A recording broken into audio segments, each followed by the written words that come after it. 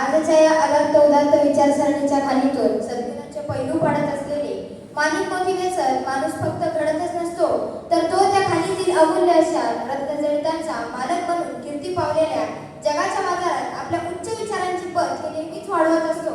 आणि अशाच उच्च विचारांची पत ही माणुसकीच्या बाजारात येऊन आपल्या उमद्या व्यक्तिमत्वाने ती फुलवली.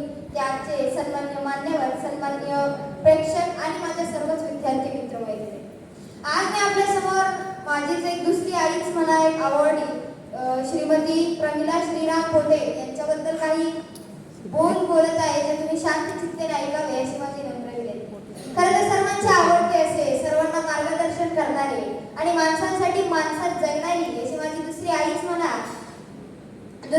म्हणा शिंदे मॅडम या आज इथे उपस्थित आहेत. आणि आज त्यांना एक अवॉर्ड असण्याचा एक मान भेटला. एकंदरीत आज 9 शिक्षकांना अवॉर्ड मिळाला. 9 शिक्षिका होत्या, एकही शिक्षक नव्हता. म्हणजे याच्यातनं सांगण्याचा एकच प्रयत्न आहे की पुरुष प्रधान संस्कृती आपण म्हणतो, परंतु लेडीज म्हणा किंवा लेडीज ही कुठंच कमी नाहीये, कोणत्याही क्षेत्रात ती उच्च स्थानावर आहे. आणि याचाच एक मी छोटासा प्रसंग सांगतो. खरं तर आज आपल्याला वाटतं की पुरुष प्रधान संस्कृती किंवा आज पुरुषांना हे खूपच अनन्यसाधारण असं महत्त्व आहे, परंतु असं नाही. आज स्त्रिया या अनेक पुरुषांच्या जागेवरच एक उच्च अशा स्तरावर जाऊन पोहोचलेल्या आहेत. आणि मग आज अशी स्थिती झालेली आहे की म्हणजे एकंदरीत काय, पूर्वीच्या काळी मुलीला मुलाच्या घरी यावं लागायचं, मुलगा वगैरे, परंतु आता मात्र परिस्थिती पालटणार आहे आणि मुलीला मुलाच्या घरी जावं लागणार आहे का तर मुलगा बघायला.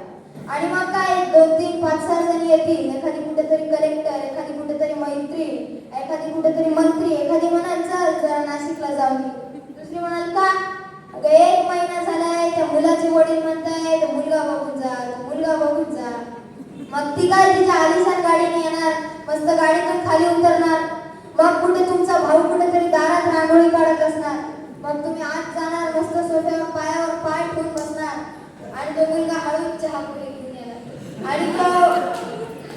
आणि तुम्ही त्याला डोळ्या घालून विचारणार काय रे स्वयंपाक जमतो का, तर तेव्हा तो म्हणणार हो जमतो. आणि एकदा का मग तिने होकार दिला की मग कुठे तुमची गाडी पुढे जाणार. एकंदरीत सांगण्याचा बोध असाच आहे की 9 शिक्षकांना पुरस्कार मिळाला, पण एकही